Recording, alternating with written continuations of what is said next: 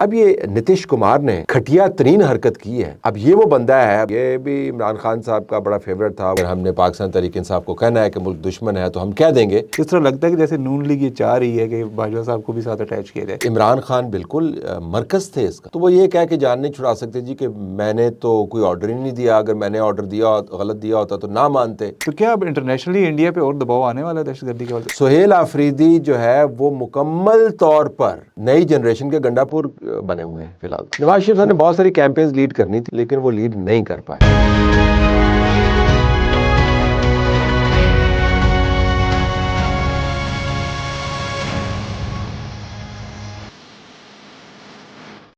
السلام علیکم. V news کے پروگرام صحافت اور سیاست کے ساتھ ہوں میں خرم شہزاد, اور آج ہمارے ساتھ موجود ہیں پاکستان کے سینئر جرنلسٹ اور ٹیلی ویژن اینکر جناب طلعت حسین صاحب. طلعت صاحب بہت شکریہ, آپ نے ہمارے لیے وقت نکالا. سر کافی چیزیں پاکستان میں موو ہو گئی ہیں, چیف آف ڈیفنس آ گئے ہیں, فیض حمید صاحب کو سزا ہو گئی ہے, اب آگے کیا ہو رہا ہے؟ اس کے بعد تو جو ڈھانچے کی تبدیلی ہے اس کے نتائج آپ کے سامنے آئیں گے, کیونکہ یہ جو چیف آف ڈیفنس سٹاف ہے یہ چیف آف ڈیفنس فورسز جو چیف آف ڈیفنس سٹاف کی طرز پر بنا ہوا ہے, یہ صرف وقتی تبدیلی نہیں ہے, یہ نظام کی تبدیلی ہے. تمام فورسز اب ایک آفس کے نیچے آ گئی ہیں اور آرمی چیف ہی چونکہ چیف آف ڈیفنس فورسز ہیں تو وہ پھر ایک سپریم کمانڈر کی صورت میں سامنے آئے ہیں. تو سیکیورٹی پالیسی کیسے بنتی ہے, دفاعی معاملات کیسے طے ہوتے ہیں. تو نیشنل سیکیورٹی کمیٹی کا ادارہ ہے جس کے اندر وزیر اعظم صاحب جس کو ہیڈ کرتے ہیں, اس کے ڈائنامکس کس قسم کے ہوں گے. جو نئی کمانڈ کے نیچے جو نئے ادارے بنے ہیں جن کا تعلق پاکستان کے میزائل سسٹم سے ہے, نیوکلیر اسٹریٹجک ویپن سے ہے, وہ کیسے ہوں گے. جنگ اور امن کے فیصلے کیسے ہوں گے, ملٹری ڈپلومیسی کیسی ہوگی. تو میرے خیال میں اس کے نتائج آپ کے سامنے آئیں گے, اور نتائج خارجہ امور کے اندر اور دفاعی امور کے اندر اور معیشت کے اندر, جو دفاعی اور خارجی امور کے درمیان اب آپ سمجھیں کہ ایک پل ہی بن گیا ہے. تو اب تو نتائج کی طرف آپ توجہ دیں, اس کے بعد تو پھر اور کیا ہوگا. تو سیاسی امور پہ بھی اس پہ بھی امپیکٹ آئے گا؟ جی بالکل, سیاسی امور کے اوپر اثر آپ نے دیکھ لیا. جنرل فیض حمید کا کیس جو ہے وہ صرف ایک ادارے کا کیس نہیں ہے, حالانکہ وہ اس تمام تبدیلی سے پہلے کا کیس ہے. لیکن ٹائمنگ, ہم سارے صحافی جو ہیں ٹائمنگ پہ بڑا فوکس کرتے ہوتے ہیں جی, کس وقت کیا واقعہ ہوا. ہو سکتا ہے اس کے اندر وہ حادثاتی ہو یا واقعاتی ہو, اس کا کوئی تعلق کسی پلاننگ سے نہ ہو, لیکن ٹائمنگ ہمارے لیے بڑی اہم ہوتی ہے. تو کس وقت پر یہ ہوا جو جنرل فیض حمید کا فیصلہ, اور اس سے پہلے جو پریس کانفرنس کی D G I S P R نے, وہ 18 گھنٹے ہوئے تھے نوٹیفیکیشن کو آئے ہوئے, اس کے بعد وہ پریس کانفرنس ہوئی, پھر یہ فیصلہ آ گیا. تو بڑے واضح انداز سے نئے نظام کے نیچے چلنے والی جو چیزیں ہیں ان کے بارے میں ایک پیغام ہے کہ جی اب نتائج کی طرف ہم جا رہے ہیں. اب لمبی لیگل پروسیڈنگز کا معاملہ نہیں ہے, یہ بھی چل رہا ہے وہ بھی چل رہا ہے. اگر ہم نے پاکستان تحریک انصاف کو کہنا ہے کہ ملک دشمن ہے تو ہم کہہ دیں گے, اور اس کے بعد پھر اس کے نتائج نکلیں گے. اگر جنرل فیض حمید کے خلاف چیزیں ثابت ہو گئی ہیں تو ان کے خلاف فیصلہ آ گیا اور ان کو سزا ہو گئی, مزید کیسز چلیں گے. تو اب آپ بہت ساری ایسی جو کہتے ہیں نا فائلیں کھلی ہوئی تھیں, جی اب میرے خیال میں فائلیں بند ہونے کا وقت ہے. تو سر نون لیگ کے کافی سینئر رہنما جو ہیں وہ باجوہ صاحب کو نتھی کر رہے ہیں ساتھ, اور لائک رانا ثناء اللہ صاحب کی بڑی واضح اسٹیٹمنٹ آئی, خواجہ آصف صاحب کی بڑی واضح اسٹیٹمنٹ آئی. تو اس طرح لگتا ہے کہ جیسے نون لیگ یہ چاہ رہی ہے کہ باجوہ صاحب کو بھی ساتھ اٹیچ کیا جائے, اور کیا وہ اس کے پیچھے کیا ہے, اور کیا یہ ہو جائے گا. اور پھر عمران خان کی جو باتیں آ رہی ہیں کہ 9 مئی کے کیس میں ان کو بھی ہو جائے گا, اور کوئی سزائے موت کی بات ہو رہی ہے. خواجہ آصف نے کتنا براہ راست نتھی کیا, میں ہوتا ہے میری رائے اس کے اوپر مختلف ہو. ان کا زیادہ جو وزن تھا جنرل فیض کی طرف ہی تھا, اور بنتا بھی ہے, خبر میں وہی ہیں. لیکن خواجہ آصف نے اس سے پہلے جنرل باجوہ کے بارے میں کافی باتیں کی ہیں, تو اسی تسلسل میں انہوں نے بیان کیا. جو رانا ثناء اللہ ہیں میرے خیال میں جو اس وقت سب سے زیادہ پاکستان مسلم لیگ نون میں سے پتے کی اور نپی تلی اور واضح بات کرنے والا لیڈر ہے, وہ رانا ثناء اللہ ہے. اور ان کے ذاتی معاملات بھی ہیں, جنرل فیض کے معاملات اپنی جگہ پر, جنرل باجوہ ان کے ساتھ الجھے بھی. پھر رانا ثناء اللہ بتاتے بھی ہیں ایک میٹنگ کے اندر باجوہ نے ان کو کیا کہا تھا, میں نے ان کو جواب میں کیا کہا. ان کے اوپر جو کیس بنایا گیا تھا وہ بھی جنرل باجوہ کی وجہ سے تھا, تو ان کا ایک ذاتی معاملہ بھی. لیکن اس میں وہ ذاتی معاملہ نہیں کر رہے. آپ کو یاد ہے گجرانوالہ کے اندر میاں محمد نواز شریف نے جو 2 نام لیے تھے, وہ 2 نام جنرل باجوہ جنرل فیض کے تھے, تو یہ جوڑی تھی. تو باقی تو آپ نے کہا جوڑ رہے ہیں, نتھی کر رہے ہیں, تو جوڑ اس وجہ سے نہیں رہے کہ کہیں کھینچ کے جوڑ رہے ہیں, یہ تھی ہی جوڑی. تو جوڑی کو ریکال کرتے ہیں، لیکن عموماً آپ نہیں دیکھیں گے کہ جنرل باجوہ کے بارے میں بات ہوتی ہے. ان لیڈران نے چونکہ بھگتا ہوا ہے اور ان کے قائد نے بھگتا ہوا ہے، تو میرے خیال میں ان کے لیے مشکل ہے وہ زاویہ جو ہے اس کو آپ انڈر ایمفسائز کرنا. تو عمران خان ہو جائیں گے اس میں اٹیچ، کیا ہوگا؟ دیکھیں جس طریقے سے جس کی ہمیں سمجھ بوجھ ہے اس بات سے قطع نظر کہ کیس کی پروسیڈنگز کیا ہیں، ہمارے پاس وہ معلومات نہیں ہیں، لیکن چارجز ہمارے پاس موجود ہیں. کچھ انٹرویوز میں نے دیکھے جس کے اندر ان لوگوں نے جو شواہد وہاں پہ پریزنٹ ہوئے ہیں ان کے انٹرویوز میں نے دیکھے. آسمہ شیرازی کے ساتھ انٹرویو چل رہا تھا، تو جو مواد سامنے ہے تو خطرناک حد تک وہ کلپیبلٹی جو ہے اس کے اندر اسٹیبلش ہوتی ہے. اگر وہ کلپیبلٹی قانونی طور پر نہیں بھی ہو تو جو سیاسی مشاہدہ ہے ہمارا اور جو صحافیانہ دستاویزی ثبوت ہے ہمارے پاس یا مشاہدے کے ثبوت ہیں وہ بڑے واضح ہیں. یہ ایک تکون تھی اور تکون کام بڑے واضح انداز سے کرتی تھی، میٹنگز ہوتی تھی، تصاویر بھی موجود ہیں، اس میں کوئی نوٹ ٹیکر نہیں ہوتا تھا. تو تینوں بیٹھ کے فیصلے کرتے ہوتے تھے اور ٹیگ ٹیم ہوتی ہے کہ جی تم ہاتھ لگا کے رنگ میں آ جاؤ، تم باہر چلے جاؤ. تو یہ تو بعض جگہ پہ ریسلنگ کے رنگ میں نا تین بھی کھلاڑی ہوتے ہیں، تو وہ ایک دوسرے کو ہاتھ لگا، کوئی پتہ نہیں ہوتا کون کس وقت کیا کھیل رہا ہے. تو یہ تین جو لوگ کھیل رہے تھے رنگ کے اندر، عمران خان بالکل مرکز تھے اس کا. تو وہ یہ کہہ کے جان نہیں چھڑا سکتے جی کہ میں نے تو کوئی آرڈر ہی نہیں دیا، اگر میں نے آرڈر دیا غلط دیا ہوتا تو نہ مانتے. یہ تو فوج کا اندرونی معاملہ ہے. بالکل اندرونی معاملہ نہیں ہے. فوج کا اندرونی معاملہ اس وجہ سے بن گیا کیونکہ بیرونی انفلوئنس تھا اندرونی معاملات کے اوپر. تو ہے اندرونی معاملہ لیکن بیرونی انفلوئنس اور کنیکشن کو آپ قطعی طور پر ہٹا نہیں سکتے. تو عمران خان بالکل اس کے مرکز میں جو نئے مقدمات بننے ہیں وہ کس کا ذکر کر رہے ہیں؟ وہ ظاہر ہے اور کون سی جماعت تھی جو یہ کام کر رہی تھی، وہ کس کے لیے پلاننگ کر رہے تھے؟ جنرل فیض کے پاس اپنی سیاسی جماعت تو کوئی نہیں تھی، یہی لوگ تھے نا جی. اور آپ کو کیا خیال ہے وہ یونین کونسل کے لیڈر کو وہ کال کر رہے ہوں گے، یہ ضلعی انتظامیہ کی جو پی ٹی آئی کی اس کو کہہ رہے ہوں گے کہ یار سیاسی طور پہ یہ کام کر دو؟ نہیں، صوبائیوں پر بھی وہ بات نہیں کر رہے ہوں گے، وہ مرکزی 8-10 جو لیڈران تھے ان کے ساتھ بات کر رہے تھے. تو بہت مشکل ہے عمران خان کا ان جو مقدمات ابھی ایوالو ہو رہے ہیں ان سے بچنا. ٹھیک ہے، تو اس کا مطلب ہے پی ٹی آئی ختم ہوگی پھر؟ آئی ڈونٹ نو، جماعتیں نہیں ختم ہوتی کیونکہ اگر جماعتوں کے زاویہ اگر آپ استعمال کر لیں، جماعتیں اگر آپ ایک پولیٹیکل سینٹیمنٹ کے حوالے سے دیکھیں تو جماعتیں ختم نہیں ہوتی. آپ کہہ سکتے ہیں کہ پاکستان پیپلز پارٹی کا وہ تڑ نہیں ہے جو کسی زمانے میں ہوا کرتا تھا، تو پارٹیوں کے اوپر ڈکلائن آتی ہے. ہم نے کانگریس کا بھی دیکھا ان انتخابات سے پہلے، انڈین کانگریس کی بات کر رہا ہوں، جو انتخابات ہوئے اس کے اندر راہل گاندھی جو ہے وہ اس کی کوئی اٹھان نظر نہیں آئی. ان انتخابات میں جیت موٹی گیا لیکن انہوں نے کانگریس نے اپنا ریوائول دکھایا. اگر ووٹ بینک انٹیکٹ ہے نا آپ کا، تو جماعت کو ختم کرنا بہت مشکل کام ہے، اور کیونکہ طویل المدت ایسوسیشنز ہوتی ہیں. لیکن طلعت صاحب جو ان کی اسٹریٹ پاور ہوتی تھی، آج سے اگر چند سال پہلے آپ پیچھے چلے جائیں، جو ان کے لوگ نکلتے تھے، پروٹیسٹ ہوتے تھے، احتجاج ہوتے تھے، آج ہم وہ نہیں دیکھ رہے. آج ان کے لوگ نہیں نکل رہے. تو اسے کب نکلے تھے لوگ؟ مطلب میں I generally want to know کہ لوگ کب نکلے تھے سیاسی طور پر نکلے. لاہور کا جلسہ ہم نے خود کور کیا، اسٹیج پر سے کور کیا، بڑا جلسہ تھا اور تگڑا جلسہ تھا. جلسے انہوں نے کیے، لیکن جب عمران خان بھی مارچ لیڈ کرتا تھا تو جب یہ ادھر اسلام آباد کے قریب آ کے ٹکتے تھے تو صبح جب اٹھتے تھے تو مڑ کے دیکھتے تھے تو بندے کم ہی ہوتے تھے. تو عمران خان لیڈ کرتا ہے، یہ لوگ بھول جاتے ہیں، ان کا خیال ہے عمران خان نکلے گا. اچھا، اب جو ماحول بنا ہوا اس کے اندر امیڈیٹ امپیکٹ اگر تھیوریٹیکلی وہ باہر آتا ہے اس کا امیڈیٹ امپیکٹ اور ہوگا. لیکن عمران خان نے جلسے لیڈ کیے ہیں، مارچ لیڈ کیے ہیں، اور صبح سے خود ہی کہہ رہے تھے میں واپس جا رہے ہیں.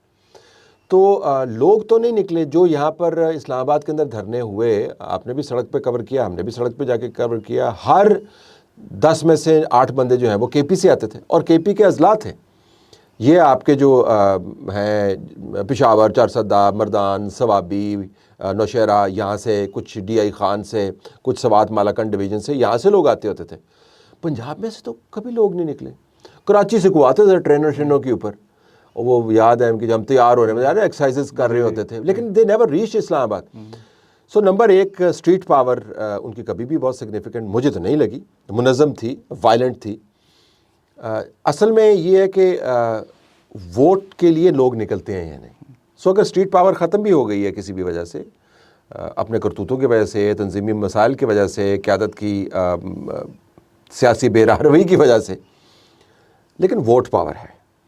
تو میرے خیال میں پارٹیز جو ہیں وہ ووٹ پاور کے اوپر جلدی دیر تک فلوٹ کرتی ہیں. صحیح ہے.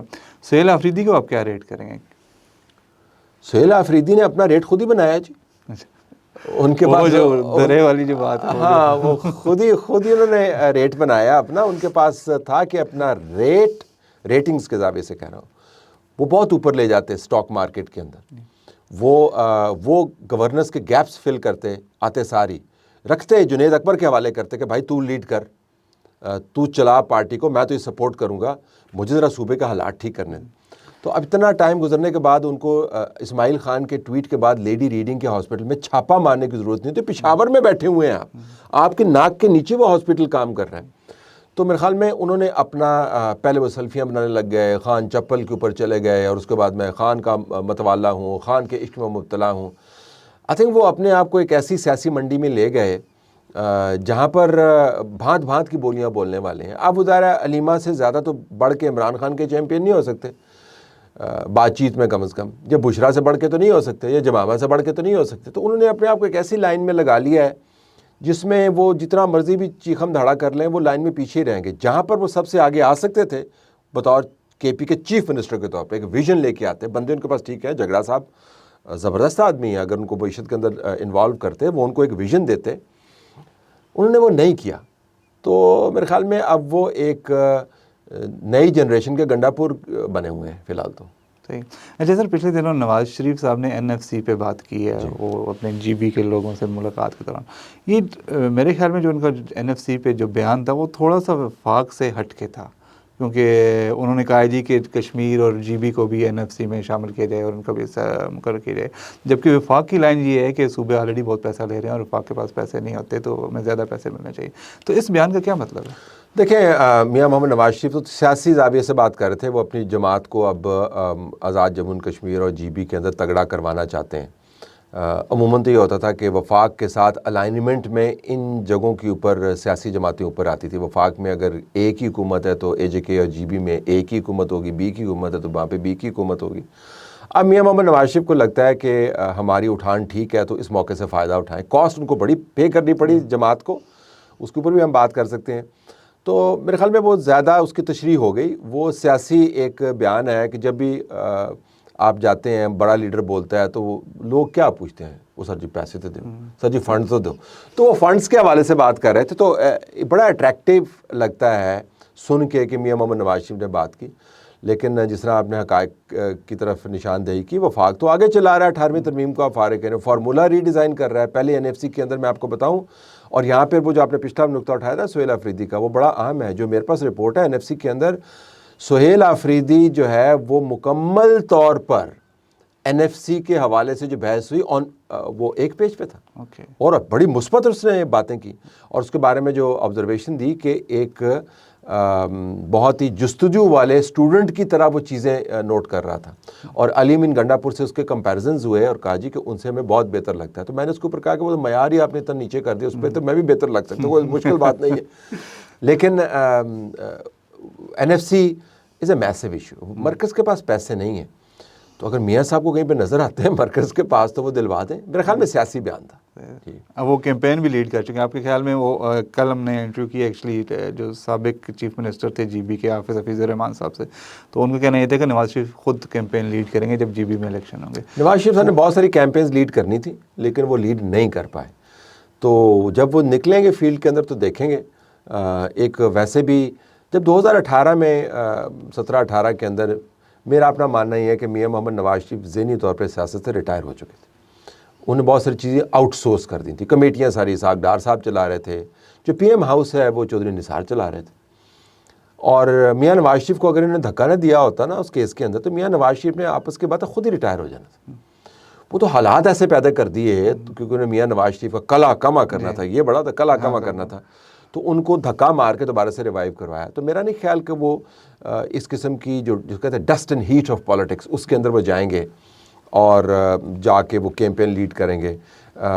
ہر سیاسی لیڈر کی ایک ایکٹیو پالیٹکس کی ایج ہوتی ہے. میرے خیال میں میاں صاحب نے خود ہی اپنے لیے ایک حد مقرر کی ہوئی ہے, لہٰذا آپ اس کو اگر ان کو پنجاب میں متحرک نہیں دیکھتے جو ان کا ہوم گراؤنڈ ہے, اگر آپ ان کو مرکز کے اندر ایکٹیو نہیں دیکھتے, میڈیا انٹریکشن نہیں دیکھتے, تو آج بھی سرپرائز اگر GB اور AJK میں جا کے وہ جلسوں سے خطاب کریں. ہاں اگر ادھر سے شروع کر کے پنجاب میں آنا چاہیے, یہ بھی ایک طریقہ ہوتا ہے کہ پہلے چھوٹی گراؤنڈ ٹیسٹ کریں نا, تو اس کے بعد بڑی گراؤنڈ کے اندر آئیں. That will be interesting. That'll be interesting. ادھر ملک کی سیاست سے ذرا آگے بڑھتے ہیں, علاقائی سیاست کی طرف جاتے ہیں. افغانستان میں علماء کا ایک اجتماع ہوا ہے اور 1000 کے قریب علماء نے وہاں پہ قرارداد پیش کی ہے کہ افغانستان سے باہر جو دہشت گردی ہے وہ نہیں ہونی چاہیے اور اس کی اجازت نہیں ہے. پھر ان کی قرارداد کو سیکنڈ کیا جو وزیر خارجہ ہیں امیر متقی صاحب نے, انہوں نے بھی یہ کہا کہ اجازت نہیں دی جائے گی. اور ہم نے دیکھا کہ کچھ عرصے سے کوئی واقعات بھی پاکستان میں یا تو بالکل ختم ہو گئے یا کم ہو گئے ہیں. تو اس کا کیا مطلب ہے؟ دیکھیں, طالبان کا جو طریقہ واردات ہے وہ ہمیشہ سے یہ رہا ہے کہ دین شریعہ کو استعمال کریں اور روایات کو استعمال کریں بہت بڑی مشکلات میں سے نکلنے کے لیے. بہت عرصہ پہلے 9/11 سے کچھ عرصہ پہلے افغانستان کے اندر جو پاپی گروتھ تھی وہ ایک بڑا درد سر تھا. تو جو امریکہ کے نارکوٹکس کا ڈپارٹمنٹ ہے اس کے نمائندگان آئے اور انہوں نے ملا عمر سے جا کے بات کی, اور ملا عمر نے پہلے ارینج کیا ایک فتویٰ, پہلے فتویٰ جاری کیا پاپی کے اوپر, اور اس کے بعد اس فتوے کے اثر کے تحت انہوں نے پاپی کی فصل اس سال ختم کروائی. تقریباً 40% بتایا گیا کہ فصل ڈسٹرائے ہوئی, جس سے کوئی 5-7% گلوبل مارکیٹ میں کمی آئی. تو بتانا میں یہ چاہ رہا ہوں کہ جب بھی کسی بہت ہی مشکل میں پڑ جاتے ہیں نا تو وہ ہمیشہ شریعہ کی طرف جاتے ہیں. اب معاملہ یہ ہے کہ وہ اتنی آگے چلے گئے بیانات کے اندر اور ہندوستان کی شے کے اوپر کہ ان کے لیے وہاں سے سفارتی طور پر موڑ کاٹنا بڑا اوکھا کام تھا. تو انہوں نے کہا جی سفارتی بس سے اتر جاتے ہیں, ہم شریعہ کے بس پہ سوار ہو جاتے ہیں, اور ڈرائیور بھی خود نہیں ہوتے, سامنے 1000 ملا بٹھا دیتے ہیں, ان سے فتویٰ کراتے ہیں اور بعد میں ہاتھ لا کے کہتے ہیں جی ہاں ٹھیک ہے. ایگزیکٹلی یہی انہوں نے ٹیکٹک یوز کیا.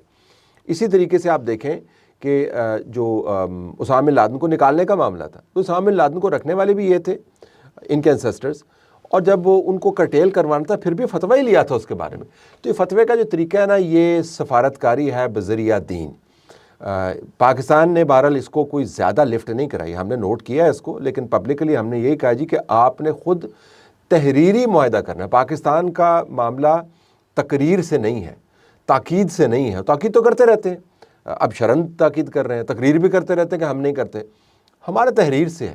تو اگر اس معاہدے کے جو اس فتوے کے جو مندرجات ہیں وہ کسی تحریری صورت میں پاکستان کے سامنے رکھ لیں تو that will be good for Pakistan. لیکن آپ نے نوٹ ٹھیک کیا ہے, وہ موڑ کاٹنے کی کوشش کر رہے ہیں. بہت اوپر پہاڑی پہ چڑھ گئے تھے, شک تو ان کا احساس ہوا کہ جی پہاڑی سے تو ہمیں نظر آتا ہے لینڈ لاک ملک ہے, ہندوستان کہاں سے ملے گا, ہمارا جغرافیہ تو نہیں چینج کر سکتا, ہمارا سارا بزنس تباہ ہو رہا ہے, سارا بینکنگ سیکٹر بھی یہ استعمال کرتے ہیں, ٹریڈ روٹ بھی یہ استعمال کرتے ہیں, آوت جاوت. پاکستان ان کے لیے, ہم نے کس زمانے میں سوچا تھا ہمارا 5واں صوبہ ہے, انہوں نے پاکستان کو اپنا صوبہ بنایا ہوا تھا. تو یہ بہت بڑا ٹرن اراؤنڈ کرنے کی کوشش کر رہے ہیں. تو ایک اوپننگ کریٹ کیا انہوں نے. تو اس کے پیچھے کیا محض ان کی مشکلات ہیں, ان کو نظر آ گیا ہے کہ بھئی ہمارے ساتھ تو بہت برا ہوگا, یا پھر کوئی ڈپلومیٹک ایفرٹس بھی ہیں, جس طرح ہم نے سنا تھا سعودی عربیہ انوالو ہو گیا ہے, ایران نے باتیں آ رہی تھی کوشش کی ہے, یا قطر اور ترکی وغیرہ جو لگے ہوئے تھے. سب چیزیں, ایک جغرافیہ کی اپنی مجبوری ہے, ایک اندرونی دباؤ ہے, ان کی جو شورا ہے وہ باہر سے آپ کو لگتا ہے کہ بالکل ہیبت ناک قسم کی خاموشی ہے وہاں پہ, ملا ہیبت کے نیچے نہیں, اس کے اندر لوگ موجود ہیں جو دائیں بائیں ان کو کھینچتے ہیں. اندر بڑی ٹسل ہے کہ آپ کا مطلب یہ کہ بھیجا گھوما ہوا ہے, کل کو ہندوستان نے ہمیں دے ول تھرو اس انڈر دا بس اینڈ موو اوے, تو آپ کیا کر لیں گے. ایک وہ کمپلشن ہے. پھر آپ ترکی کو نہ نہیں کر سکتے, چین والے اس پر بات کر رہے ہیں. ابھی دیکھیں نا جو حالیہ کانفرنس ہوئی, چین, روس, ایران بھی کہہ رہا ہے. ایک یہ معاملہ ہے, علاقائی دباؤ بھی ہے, اندرونی دباؤ بھی ہے, پاکستان کی طرف سے جو سٹف پالیسی لی گئی اس کا دباؤ بھی ہے. بڑا دباؤ جس کے اوپر ہم نظر نہیں ڈالتے وہ یہ کہ UN نے کہا ہوا ہے کہ آپ دہشت گردوں کا ایک مرکز بنتا جا رہے ہیں. ان کی رپورٹ ہے جو بار بار کوٹ ہوتی ہے. اور اب جتنے تواتر کے ساتھ افغان اوریجن کے بندے مختلف قسم کے امریکہ کے اندر وارداتوں میں آپ کو نظر آتے ہیں, تو ایک دباؤ ہے افغانستان کے حوالے سے کہ بھئی یہ کون لوگ ہیں.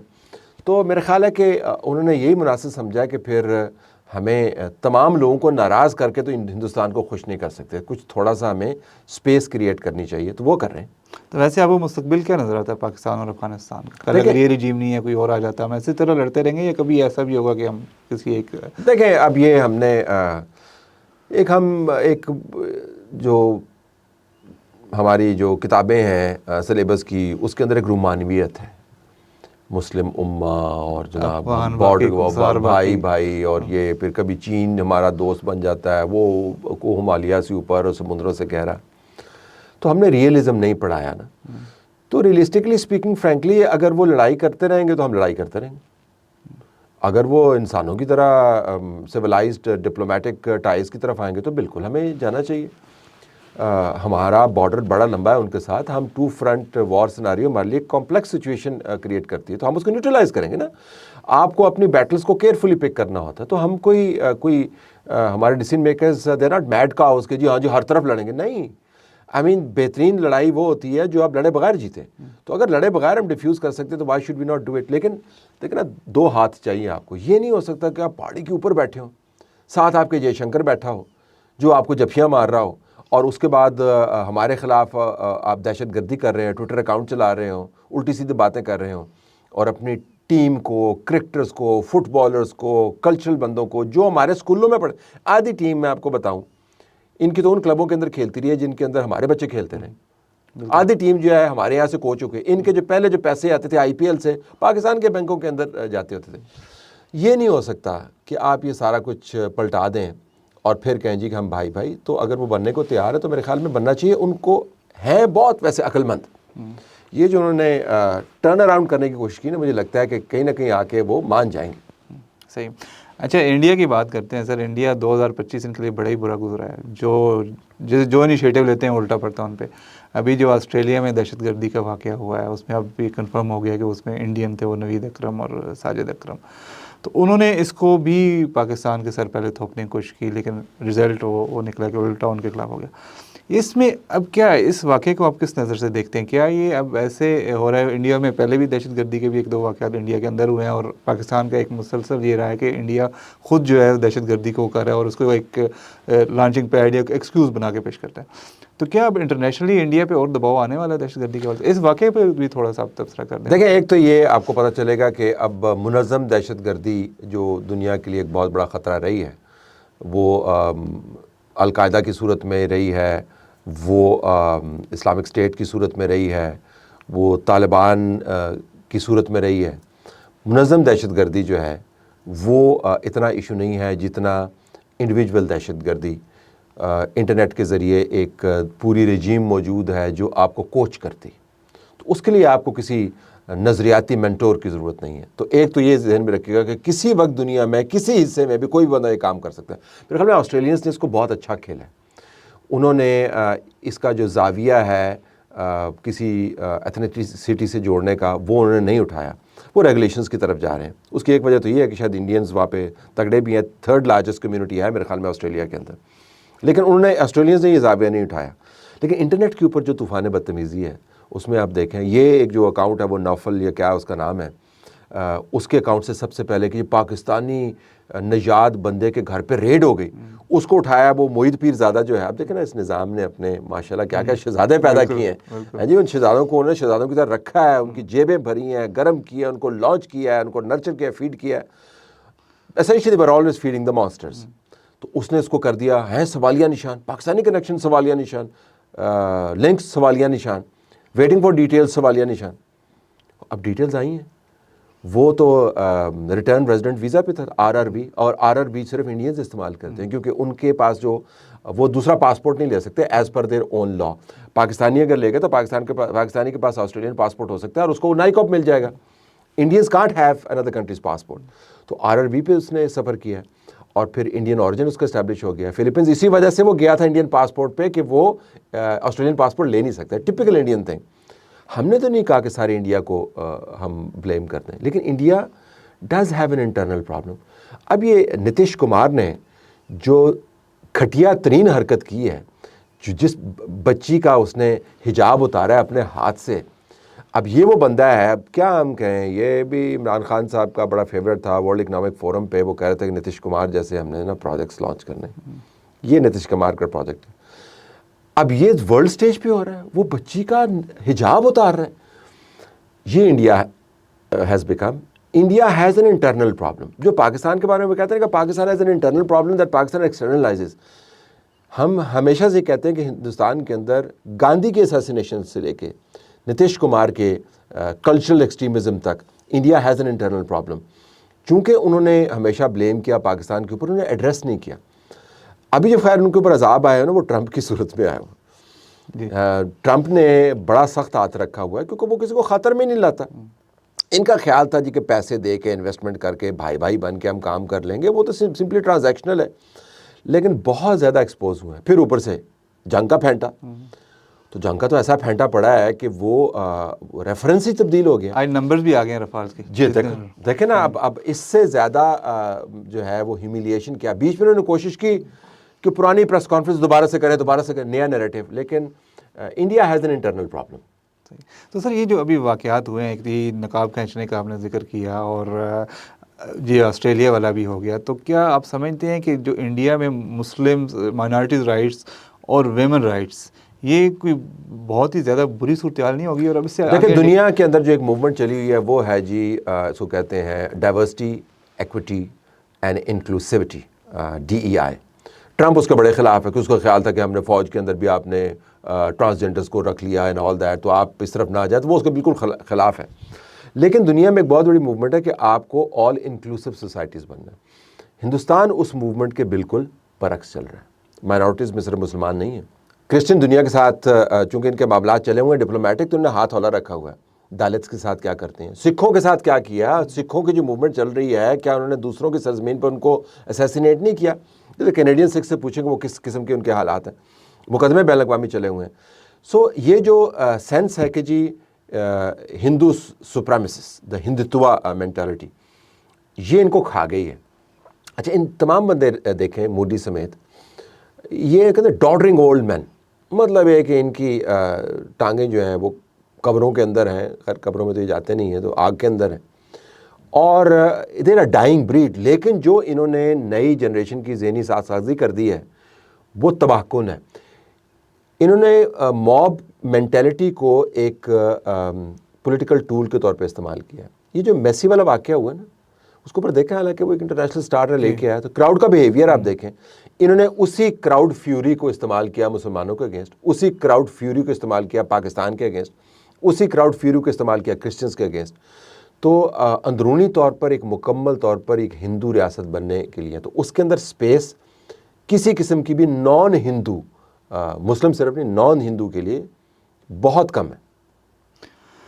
بہت شکریہ طلعت صاحب. سوالات بہت سارے ہیں لیکن وقت کم ہے, اور یہ تو ڈیبیٹ ایسی ہے کہ شاید ختم نہ ہونے والی ہے. انشاءاللہ پھر کسی وقت بیٹھیں گے تو مزید اس پہ بات چیت کریں گے. ناظرین اس طرح کے مزید انٹرویوز اور خبروں کے لیے جڑے رہیے وی نیوز.pk کے ساتھ.